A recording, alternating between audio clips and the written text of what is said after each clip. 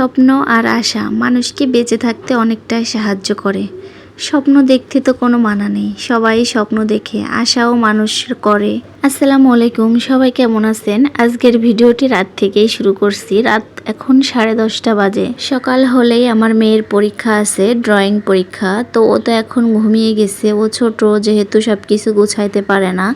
রাত্রেবেলায় আমি সব কিছু আর কি রেডি করে রাখতেছি, যাতে সকালে ঘুম থেকে উঠেই ওকে নিয়ে স্কুলে যেতে পারি। সকালবেলা আসলে ঘুম থেকে উঠতে প্রতিদিনই দেরি হয়ে যায়, এর জন্য সব কিছুই গুছিয়ে রাখি। তারপরও দেরি হয়ে যায়, মেয়ে আমার ঘুম থেকে উঠতে চায় না। মেয়েকে যখন স্কুলে ভর্তি করালাম তারপর থেকে আর কি ওর সকালে ঘুমটা একটু বেড়েই গেছে। এর আগে ও প্রতিদিন ফজরের আজানের টাইমে উঠতো আর দিনে ঘুমাতে চাইতো না, কিন্তু এখনও প্রতিদিন 8টা-9টা বাজে ঘুম থেকে উঠতে চাই। যাই হোক, এটা সকালবেলা ঘুম থেকে উঠেছি 7টা 10 বাজে। 8টা সাড়ে 8টার থেকে ওদের পরীক্ষা, তো প্রতিদিনই দেরি হয়ে যায় আমার মেয়ের জন্য। আমি ঠিকই আগে ঘুম থেকে উঠি, কিন্তু ও তো উঠতেই চায় না। সকালে তাড়াহুড়া করে আর কি নাস্তা বানাবো। আজকে চা বানাতে যাই দেখি দুধ শেষ, এর জন্য রং চা বানিয়ে নিয়েছি আর টোস্ট বিস্কিট দিয়ে আর কি এটাই খেয়ে যাব আমার মেয়েকে নিয়ে।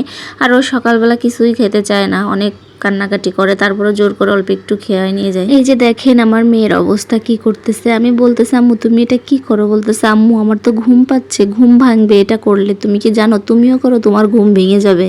তোর কথা শুনে আমি হাসতেছিলাম, বলতেছিলাম আমার ঘুম ভাঙ্গা লাগবে না, আমি তো সকালে ঘুম থেকে উঠে গেছি, তোমার ঘুম ভাঙ্গো তুমি। যাই হোক, অনেক কষ্টের পর ওকে রেডি করে নিয়ে যে বাসার থেকে এখন বেরিয়ে যাব। 8টা 10 বাজে, 8:30 থেকে ওদের পরীক্ষা শুরু হয়ে যাবে। আজকে 1 ঘন্টার পরীক্ষা, 9:30টায় ছুটি হয়ে যাবে। কলোনির ভিতরেই স্কুল। তারপরও ও আমাকে বলে, আম্মু তুমি এখানে বসে থাকবা। আমি বলি যে এখানেই বাসা, তো এখানে কেন বসে থাকবো? বলে যে সবার আম্মু থাকে, তুমি কেন থাকো না? এরপরেও ওর কথা শুনে আমি মাঝে মাঝে একটু থাকি, আবার চলেও আসি।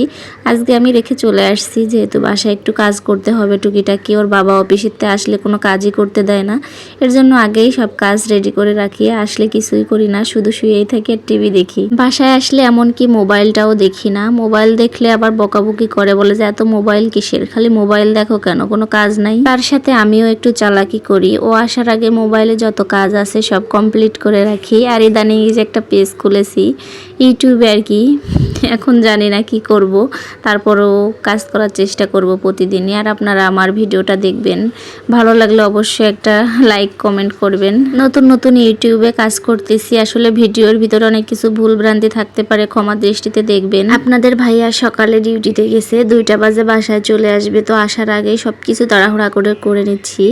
স্কুলে দিয়ে এসে মেয়েকে লতিগুলা বেছে নিয়েছি, এরপরে ঘরটার ঝাড়ু দিয়ে আর কি সব কিছু কমপ্লিট করে নিয়ে। আর এই যে আগের ভিডিওতে দেখিয়েছিলাম কাঁচামরিচ ফ্রিজে রাখবো, তো মনে ছিল না, তা পানিগুলোও ভালোভাবে আর কি মরিচ থেকে আর কি টানে নাই, এর জন্য ফ্যান ছেড়ে দিব, থালির উপর দিয়ে শুকাইলে ডিপ ফ্রিজে রেখে দিব। আমার প্রাণপ্রিয় আপুরা কে কোথা থেকে ভিডিওটি দেখতেছেন অবশ্যই কমেন্টে জানাবেন।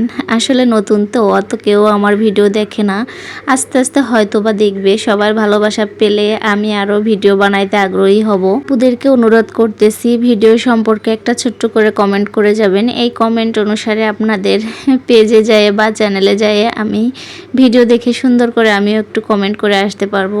না হয়তো কিভাবে যাব আপনাদের বাসায় বলেন তো আপনারাই। যাই হোক, মোটামুটি সব কাজই কমপ্লিট করে নিয়েছি, এখন শুধু এই রান্নাটুকু করলেই বাকি। আরও মাছের তরকারি ছিল গতকালকের, এর জন্য আজকে শুধু লতিটাই রান্না করব। ভিডিও শুরু থেকেই বলেছিলাম স্বপ্ন আর আশা মানুষকে বেঁচে থাকতে সাহায্য করে। ঠিকই বলেছি মনে হয়, আমি যদি ভুল বলে থাকি তাহলে আপনারা বলবেন, কারণ এই বাসাটা এসে না আমি অনেক কষ্ট করতেছি। বাসায় এই সমস্যা, পানি আসে, আবার এদিক সেদিক দিয়ে একটু ভাঙ্গা, অনেক পুরনো হয়ে গেছে বিল্ডিং, কোয়ার্টার তো বাসার জন্য অনেক দিন ধরে দরখাস্ত দিছি, জানি না বাসা পাবো কিনা। বাসা উপরে একটু খালি হয়েছে দোতলায়, তো সবাই দোয়া করবেন আমি যেন একটু বাসাটা পাই। আসলে অনেক কষ্ট করতেছি এই বাসায়। আর আপনাদের ভাইয়া যে বেতন পাই, এই বেতন নিয়ে আমাদের বাহিরে ভাড়া বাসায় থাকা সম্ভব না। বিশেষ করে চিটাং শহরে অনেক বেশি বাসা ভাড়া, একটা রুম বাসা নিলে 5-6 হাজার টাকা বাসা ভাড়া নেয়। তারপর আবার পানি কিনে খাওয়া লাগে, লবণ পানি, এই সেই ঝামেলা। কোয়ার্টারে একটু শান্তিও আছে, যেমন এখানে বাসা ভাড়াটা কম। আপনাদের সাথে কথা বলতে বলতে ভিডিও শেষ প্রান্তে চলে এসেছি। সবাই ভালো থাকবেন, দেখা হবে নেক্সট ভিডিওতে। আল্লাহ হাফেজ।